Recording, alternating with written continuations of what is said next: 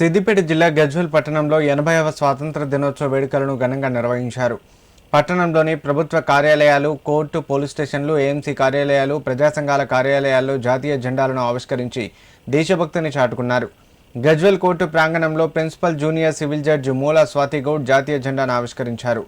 IOC కార్యాలయం వద్ద RDO Chandrakala, AMC కార్యాలయం వద్ద చైర్మన్ వంటేరు నరేందర్ రెడ్డి, పోలీస్ స్టేషన్లో CI Ravikumar, traffic police station వద్ద సత్యనారాయణ జాతీయ జెండాను ఎగురవేసి స్వాతంత్ర దినోత్సవ వేడుకలను నిర్వహించారు.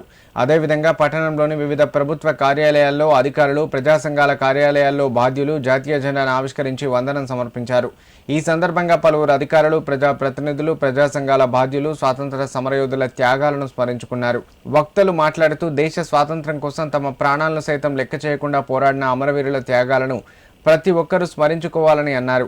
దేశ ఐక్యత, సమగ్రతను కాపాడుతూ అభివృద్ధిలో ప్రతి ఒక్కరూ భాగస్వాములు కావాలని పిలుపునిచ్చారు.